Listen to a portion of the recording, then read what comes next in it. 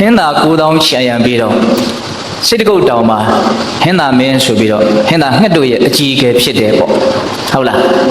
ra tụi mà chạy yam à cố đong lao động xí đấy ra đến đây rồi ai đây cái này bị rồi sao chạy biến là bị rồi sẽ bù đây chúng mua này bị rồi chạy yam mong nhớ số này ấy thì hén là men à biến单là tôi bây giờ này bị rồi tôi chạy yam này cái vay bị rồi biến là bộ tôi khá là ngon á, tôi bây giờ quay tháo ra làm xíu, tôi bây giờ này bây giờ nấu cái này bây giờ, xem bây giờ hiện tại là lấy lại ra, cái đó cái gì đó, bà ra này đi bò anh này xếp bây giờ biến mì, cái gì mà bà ra này đi mà bây giờ mình chịu đấy, cái đó bà ra này đi nhiều bò mà, luôn chỉ mà cái gì thua rồi, hiện tại là nhà yêu, đồng nhiên xếp bây giờ biến này ra. ở cái lối đi à, chỗ đi nó nhiều ông cháu đó, mỗi chi đấy cái đó, hiện tại là suy ông tao đi ra rồi, nguyên này, wow đấy bộ, bà đi lên lối đi cha chi đấy cái đó, hiện tại là phiền đấy, bà nói đi nhiều ít thì nhiều lông của, ốc thà thì lông nhiều phiền đó, lông thu sang này miền quê mà nó, ở đây mà xem mình mà tí đấy, chỉ mà đã về ngàn tí đấy, ta bảo đấy, mỗi chi đấy cái đó, cái này con ăn con này của bây giờ này vài year bị rồi phiền đi ra là miền thu cha đấy, thu sang đấy, ở đó mấy đứa cái sao đó bộ, đã lấy về xem mình như hà, lui xem được cái mấy đứa vào phiền đó, ở đây cái này con ăn con lấy về, hiện tại đấy xem được cái phiền đấy, nó, ở đó tụi nó lấy số đó, thu cha đấy, thu sang đấy số bị rồi, bản năng là số bị rồi, ở cái đi một đi này, nó đi mà tiêu ra là bộ, one ta lấy được bao nhiêu bộ, nó ấy thì lúc nhiều ốc này bị rồi tìm một bị rồi bản năng là xoay bị rồi yêu này bao gồm mỗi chi này ra rồi bao hết là cái phải đấy nhìn này cái bây giờ mấy đấy tụi mà lấy tụi chén này tụi xí ra rồi đã phải đấy bao cả rồi mấy nhỉ lúc vô đấy đã ốc cái lúa đấy xem được cái xem mấy nhỉ của mấy phơi lúa đấy bao nhiêu này đã đi mà tiêu là ba thì ở đó solution xin là về mấy phơi rồi là có nào bảo vệ bị rồi mấy suy phơi đấy ốc có xin là bị rồi đi mà tụi tiêu hành tụi vậy sao đây mà đó mấy suy phơi đấy là về gì thà đấy, lúc mấy suy phơi đấy là đó thì gì mình thà vậy nó, ở lúc này mấy suy phơi đó bị rồi đến đây mà, bà đang đi xem mình à, cái gì thôi bị rồi, nó, cái gì đó bán xí đấy chỉ mà, bây giờ long bà lúc này rồi, trong mình tập này, anh nói cái gì anh ăn bị rồi, xí riêng của, xú lại đấy, tập cái cái gì đó, anh nói chạy này, năn nà mông, xí ra miếng đi là. ở đây mông này, tập cái, trong mình tập cái xú lại đấy, xú lại bị rồi, ở đây anh nói anh ăn gì này, bây giờ con của xí bị đấy, bị rồi ở đây năn nà mông này, tụi của, bố anh chế chán, đó bây giờ như này, thì hiện tại tụi ở đây lâu đấy rồi, bao lâu thì tụi sĩ thế mà chỉ nuôi một nét đam bố, xí mà đấy rồi xem nào, tụi anh chết đấy thì hiện nào, ở đây này, thì hiện tại biến đổi bị lấy rồi, bên này miền Lào lấy, bên này miền Lào lấy rồi tụi mình đó, nhiều này đấy, không là, thì lúc này, bây giờ Lào hiện tại mình, bắt đầu đi bị cái giáo là bộ, anh ấy thay đi cái, bây giờ chịu là lấy rồi, thế này mà, bây giờ Lào mà, tụt theo nghề đấy tụt áo cả, nó chỉมีđấy mùi phát ra đấy, nhìn nó còn xí đấy, cái là cái không ai chi đấy. không ai chỉ đấy cái đó, tụi nó sẽ thế mà tụi nó có tụi nó thiên giáo đấy bộ, lúc thiên giáo lấy số đó, mà rồi à, nè xem biến bị rồi, ông nghe mà biến thành chi chuyện, nó nè bị biến gì này bộ, nào lấy ôngပြောai, đó nè bị biến này số đó cái này cái gì đó cái phải này số đó cái sinh ra chi vậy, đi số đó cái bao nhiêu này bị rồi, bài mong ta mong nhớ rồi chi bị rồi quay ra vậy, không là, đó cái chuyện bị ra đấy cái, cái chuyện bị ra đấy cái, nó nếu bao lâu thì ôngတို့ပြန်နိုင်မလဲဆိုတာကိုစမ်းတယ်လို့ပဲဦးဇင်းစိတ်ထဲမှာယူဆခြင်းတယ်ပေါ့ဒါတဘာဝကြမယ်လို့ထင်ပါတယ်ဟုတ်လားနေထွက်တဲ့အစားပြီးတော့ပြန်တန်းလိုက်မယ်နေဘယ်လောက်ထိအောင်တို့ပြန်တန်းနိုင်တယ်ကိုကဘယ်လိုပဲပြန်နေတနေ့ကုန်လုံးနေကိုလုံအောင်ဦးဇင်းတို့ပြန်လို့တော့ရမလားရမှာတော့ငယ်တုန်းကကလေးဘောကလနဲ့အပြေးပြိုင်တာရှိတယ်လေဟုတ်လားလာရက်သွားကိုသွားပြီဆိုတော့လာရက်သွားကိုရက်ပြီဆိုတော့လာရက်မယ်ကလေးတုန်းကတော့တော်တော်စိတ်ဝင်စားခဲ့တာပဲဟာမှတ်ရတော့ကောင်းလိုက်လဲပေါ်မှာစီလိုက်ရင်းနဲ့လာရက်လဲငါသွားတဲ့နောက်လိုက်နေတာပါပဲလားဟုတ်လားအခုလည်းပဲပါလဲနေနဲ့အပြေးပြိုင်တယ်ဆိုတာနေဘယ်လောက်ထိရောက်အောင်မတို့ပြန်တန်းနိုင်မလဲတို့ရဲ့ခွန်အားဘယ်လောက်ရှိမလဲ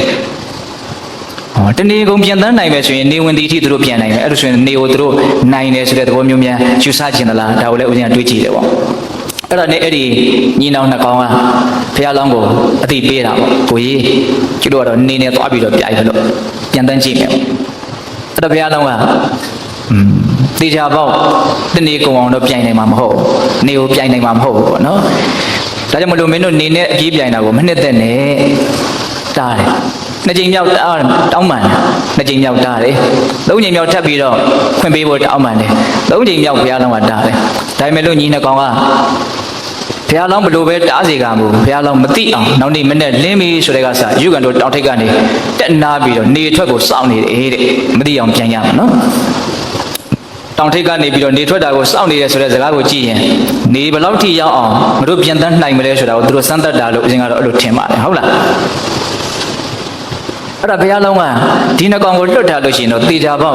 ်ငါမလုံနိုင်တဲ့အလုပ်ကိုလုပ်တဲ့အတွက်ကြောင့်ပျက်စီးလိမ့်မယ်။ဒါကြောင့်ဒီနှကောင်ရဲ့အသက်ကိုငါကယ်မဖြစ်မယ်ဆိုပြီးတော့အဲ့လိုဆိုလို့ရှိရင်မင်းတို့ရဲ့ပြိုင်ပွဲတွေကိုငါလည်းပါမယ်ပေါ့။ဟင်းသာ၃စီးနေထွက်ပြီးဆိုတဲ့ကစပြီးတော့ကောင်းငင်မှာပြန်တန်းတယ်။အဲ့တော့ဦးဇင်းတို့နေတစ်ဖြားထန်းတစ်ဖြားလောက်ရောက်လာပြီ။နှစ်ခင်9နာရီလောက်ပေါ့။ဟုတ်လား။အဲ့ဒီအချိန်လောက်ရောက်ပြီဆိုတော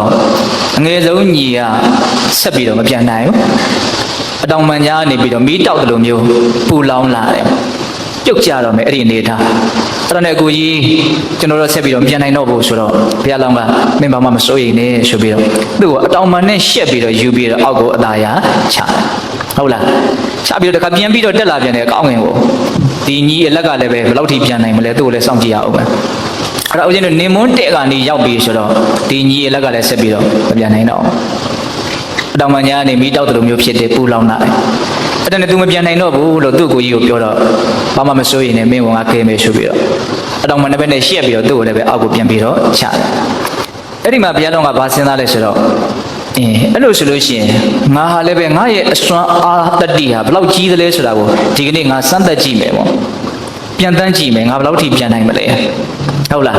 းအဲ့ဒါနဲ့ဘုရားတော်ကတကောင်နဲ့ကောင်းငင်ကိုထိုးတက်ပြီးတော့ပြန်တယ်အဲ့လိုပြန်ရင်းနဲ့ခဏနေတော့ तू စဉ်းစားမိဘာစဉ်းစားလဲဆိုတော့ငါဘာတွေလုပ်နေပါလဲဒီအချက်လေးကအလွန်သဘောကျတယ်ကောင်းတယ်နော်ကိုလုပ်နေတဲ့အလုပ်ကိုမကြဝေဖန်ဖို့စီစစ်ဖို့လိုတယ်ဟုတ်လားငါဘာတွေလုပ်နေပါလဲလို့စဉ်းစားတော့တွေးလိုက်တော့ဘာမှအကျိုးမရှိတဲ့အလုပ်တစ်ခုကိုငါလုပ်နေတာပါလားမြင်တယ်တကယ်တမ်းကမစဉ်းစားကြလို့မမြင်တာစဉ်းစားရင်မြင်တာများပါတယ်နော်အဲ့ဒါနဲ့သူကဘာဆက်စဉ်းစားအောင်ဆိုတော့ငါဒီအကျိုးမရှိတဲ့လုပ်ငန်းကိုရက်တောက်လိုက်ဖြတ်တောက်လိုက်တော့မယ်ရက်တန်းလိုက်တော့မယ်အဲ့လိုဆိုရင်ငါဒီနေ့ဘာလုပ်မလဲဘာရဏသီပြည်ကိုသွားမယ်ဆိုပြီးတော့ဘုရားလောင်းကသူ့ရဲ့အဆွေကွယ်မောပြမတဲ့ရှင်မင်းရှိတဲ့နေရာဘာရဏသီပြည်ကိုပြန်တန်းသွားတယ်သူ့ရဲ့အဟုံကဘလောက်မြန်လဲဆိုရင်အဲ့ဒီဘာရဏသီပြည်ပေါ်မှာဝဲလိုက်တာအရေးတွေဟာအရေးချင်းဆက်သွားတယ်တတိယလူတွေကအဲ့ဒီမှာဒါပါလဲပေါ့မော့ကြည့်တယ်အကောင်ကိုထင်ရှားရှားမမြင်ရခဏနေတော့မှအရှင်ကတဖြည်းဖြည်းနဲ့ပြေးသွားပြီဆိုတော့မှငှက်တကောင်ပြန်နေတာပါလားဆိုသိရတယ်အံ့ဩစရာနော်အဲ့ဒါနဲ့အရှင်တဖြည်းဖြည်းနဲ့ပြေးပြီးဆိုတော့မှနန်းတော်ဦးကိုလာပြီးတော့နားတယ်အဲ့ဒီမှာပြင်မတဲ့ရှင်မင်းကအလွန်သဘောကျတယ်အလွန်နှစ်သက်တယ်အလွန်ကျဉ်တတ်တယ်ငါရဲ့မိတ်ဆွေရောက်လာတယ်အဲ့ဒါနဲ့သူ့အတွက်အပြာရည်နဲ့ပေါက်နဲ့နေထားတာကိုရွှေကတဲ့ထည့်ပြီးတော့ကျွေးမွေးတယ်လက်ခံတယ်ပေါ့နော်အပြီးပြင်ပါပဲဟုတ်လားအဲ့လိုမျိုးအခန့်ရင်းနဲ့ပြောကြဆိုကြတော့ဘယ်ကနေလာတော့စကားပြောရင်းနဲ့နောက်အကြောင်းအရာကိုမေးတဲ့အခါကျတော့ဒီလိုဒီအကြောင်းပဲနော်ဘယ်လောက်ထိပြန်တန်းနိုင်မလဲလို့သူ့ရဲ့ညီနှစ်ကောင်ရဲ့နောက်အစီအစဉ်ထဲမှာသူပါရောပါသွားပြီးတော့နောက်သူရဲ့ဖြစ်ကြောင်းကုံစင်အသေးစိတ်ကိုသူပြောပြတယ်အဲ့လိုပြောတဲ့အချိန်မှာပြင်မတဲ့ရှင်မင်းကဟင်းသာမင်းကိုဘာပြောတော့ဆိုတော့တဲ့အဲ့လိုဆိုလို့ရှိရင်သင်ရဲ့အရှိန်ဟောတော်တော်ကြီးကိုမြန်ပါပဲဘယ်လောက်ထိမြန်တော့လို့မေးတော့ငါရဲ့အရှိန်ဟောဘယ်လောက်မြန်တယ်လို့ငါဥပမာပြဖို့မလွယ်ဘူးတဲ့အဲ့လိုဆိုလို့ရှိရင်ပြလို့ရတဲ့လောက်ကလေးပြပါဥပမာပြလို့ရတဲ့လောက်ကလေးပြပါဆိုတော့ဘုရားလောင်းကတဲ့အဲ့လိုဆိုလို့ရှိရင်အလွန်ကျွမ်းကျင်တဲ့လေ့ကျင့်မှုဖြင့်နော်ဆုံးကန်းတန်ရောက်တက်မြောက်ထားတဲ့လေးတီတော်၄ယောက်ခေါ်ရမယ်အဲ့ဒီလေးတီတော်၄ယောက်ကိုနန်းရင်ပြင်မှာနော်အရန်တဲ့လေးများလက်နဲ့ကိုကင်ဆွဲပြီးတော့ကြောချင်းကပ်ပြီးတော့ရက်နေရမယ်အစီအစဉ်ကဟုတ်လားအဲ့လိုလုပ်ပြီးတော့ဘုရားလောင်းကသူ့ရဲ့လေဘင်းမှာဝိသနီနီလေးတစ်ခုကိုခြိခိုင်းတယ်နော်ပြီးတော့ဦးဇင်းတို့ခေါင်းလောင်းကလေးတစ်ခုကိုလေဘင်းမှာဆွဲခိုင်းတယ်ပြီးလို့ရှိရင်ဒီလေးသမား၄ယောက်ကိုဆန့်ကျင်ဘက်အရက်မျက်နှာတွေရက်လေးမျက်နှာတွေကိုတပြိုင်တည်းမြားတံတွေကိုပြစ်လို့ရတယ်အဲ့ဒီမြားတံ၄ချောင်းကို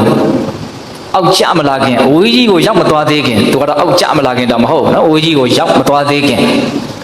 သူဘာလို့မလို့နှုတ်သီးနဲ့ဖမ်းမယ်ပေါ့အဲ့ဒါဘေးကပေးတဲ့အများကြီးဝိုင်းပြီးတော့ကြည်ကြတယ်ပေါ့အဲ့ဒါအချက်လေးပြလိုက်ပြီးဆိုတော့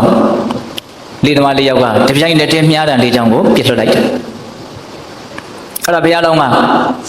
ဝိုင်းပြီးတော့တခါလေးပြန်ပြီးတော့မြားတန်ကိုယူလာခဲ့တယ်တဲ့မမြင်လိုက်ရဘူးခြူတန်လေးပဲကြားလိုက်ရတယ်လက်ဘေးမှာဆွဲထားတဲ့နီနီရဲရဲဝိဆာလေးပဲရဲကနေဆိုပြီးတော့ဝိုင်းကနေကွင့်သွားတာကိုပဲမြင်လိုက်ရတယ်ဟောမျက်စိနဲ့မြင်လို့ဒါယုံရတယ်နားနဲ့ကြားလို့ဒါယုံရတယ်နော်မူမတ်ဘိုဘာရဲ့အလယ်မှာရှိနေတဲ့ပင်ကြီးနေနဲ့အလွန်မှအံ့ဩတယ်။ငါရဲ့အရွှေခွင်မောကဒီလောက်မြန်မှလားနော်လူစင်သားအဲ့ဒါနဲ့သူ့ရဲ့အရှင်ကိုနော်တိလာထင်ရှားတဲ့ဥမာလေးအဲ့လိုပေးပြီးတော့ဘုရားလောင်းကပြတဲ့အချိန်မှာပင်ကြီးကဘာပြောလို့ဆိုတော့နော်ဟင်သာမင်းကိုအရှင်ဟင်သာမင်းလောကမှာဖြင့်သင်ဟာအမြန်ဆုံးအရှင်ဖြစ်လိမ့်မယ်သင်ထက်မြန်တာတော့ဘာမှရှိမှမထင်ဘူးအဲ့လိုမျိုးဘုရားလောင်းကိုပြောတဲ့အခါကျတော့ဘုရားလောင်းကငါအမြန်ဆုံးမဟုတ်ဘူးတဲ့လောကမှာငါထက်မြန်တာရှိတယ်အဲ့ဒါကဘာလဲဆိုတော့သောတော်ကတနုခသုတ်တံမှာမြတ်စွာဘုရားဟောတဲ့အတိုင်းပါပဲနေနဲ့လတို့ရဲ့ရွှေရှာနှုံးဟာငါထက်မြန်နေတဲ့နော်အဆုံးမရှိတဲ့အာကာသမှာနော်ရွှေလျားနေကြတယ်နေနဲ့လတို့ရဲ့ရွှေရှာနှုံးနော်အဲ့ဒါငါထက်မြန်နေတဲ့အဲ့ဒီနေနဲ့လထုတ်တဲ့နေနဲ့လရဲ့ရှေ့မှာပြေးနေတဲ့နတ်တွေကပို့ပြီးတော့မြန်တယ်ဒါနဲ့အဲ့ဒီနတ်တွေထက်မြန်တဲ့အမြန်နှုံးကိုလောကမှာရှိနိုင်သေးသလားရှိသေးတယ်တဲ့အဲ့ဒါကဘာလဲဆိုတော့ဒီယုတ်ဒီနံဒီသဘာဝတရားရဲ့နော်ပျက်စီးနိုင်ခွင့်ပေါ့တတ္တဝါတို့ရဲ့အာယုလို့ဆိုတဲ့အသက်ရဲ့တည်ဆုံးနိုင်ခွင့်ဟာအဲ့ဒါတည်းပို့ပြီးတော့မြန်တယ်တဲ့